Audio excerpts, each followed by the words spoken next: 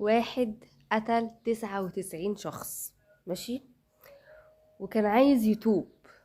99 شخص كان عايز يتوب، فراح لشيخ قال له يا سيدنا الشيخ انا عايز اتوب وقتلت 99 شخص. قال له انت مالكش توبة، قام قتله. كده قفلهم 100. راح لواحد تاني، لشيخ تاني، قال له انا عايز اتوب، انا قتلت 100 شخص وعايز اتوب لربنا. قال له ربنا بيستجيب لأي حد، روح القرية دي، قرية كانت مؤمنة،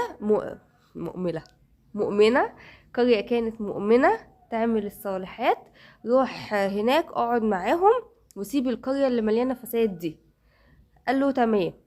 مشي، وهو في طريقه للقرية دي خلاص عقد النية ورايح علشان يتوب، وهو في طريقه للقرية دي مات في نص الطريق مات. على فكرة دي قصة حقيقية، مات. فالحساب الملائكة بتسأل ربنا سبحانه وتعالى الراجل ده حسابه ايه، الجنة ولا النار؟ فربنا عز وجل قال لهم قيسوا المسافة بين الشخص ده والقرية الصالحة وبين الشخص ده والقرية الفاسدة، وشوفوا أنهي المسافة أكبر. ربنا عز وجل خلى المسافة بينه وبين القرية الصالحة أقرب من المسافة بينه وبين القرية الفاسدة، فأصبح إن هو أقرب للقرية الصالحة دي. دخل الجنة ليه؟ مع إنه عمل ذنوب كتير قوي. قال علشان كان عنده يقين بالله إنه يغفر له، وعقد النية إن هو مش هيرجع تاني للي هو فيه. أبوء لك بنعمتك علي وأبوء بذنبي، أبوء لك بنعمتك علي وأبوء بذنبي فاغفر لي فإنه لا يغفر الذنوب إلا أنت. انت عارف ان انت كلك بلاوي سودة، بس انت عارف اكتر ان رحمة ربنا كبيرة وان ربنا هيغفر لك. فمهما كان عملك، مهما كان تقصيرك، مهما كانت الذنوب اللي انت عاملها، والله لما بتدعي بيقين هيستجاب لك بإذن الله. تدعي بيقين، ومهما كان اللي انت عملته ربنا هيستجيب لك. واوعى تفتكر ان انت عشان كلك ذنوب ودعيت ربنا يبقى ربنا مش هيستجيب لك، لا خالص. يعني ده ربنا استجاب لغير المؤمنين. تخيل واحد اصلا مش مؤمن بالله استجاب له، ده في القرآن. تعال نقول السورة، في سورة يونس، نقول الآية: وجرين بهم بريح طيبة وفرحوا بها جاءتها ريح عاصف وجاءهم الموج من كل مكان. الموج خلاص الموج غرقهم، وظنوا أنهم أحيط بهم دعوا الله مخلصين له الدين لئن أنجيتنا من هذه لنكونن من الشاكرين فلما أنجاهم إذا هم يبغون في الأرض. فهم أصلا مش مؤمنين ودعوا ربنا، دعوا الله مخلصين عاقدين النية متيقنين بالله، فلما أنجاهم فربنا نجاهم.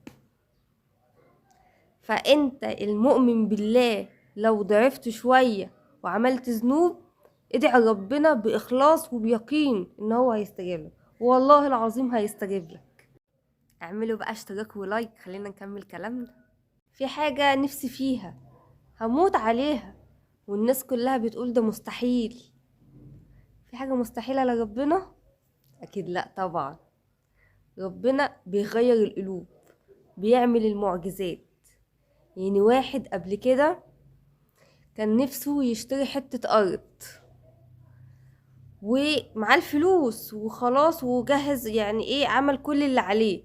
بيكلم صاحب الأرض قاله لأ أنا مش عايزة أبيعها. طب هديك اللي انت عايزه، طب مش عارفة ايه. وهو بقى قاعد يخطط ويرسم، ده انا هعمل فيها واسوي لعيالي، نيته خير طبعا. وخلاص كل اماليه مبنية على شراء الارض دي. والراجل مفيش، مش عايز، قاله لا انا مش عايز ابيعها.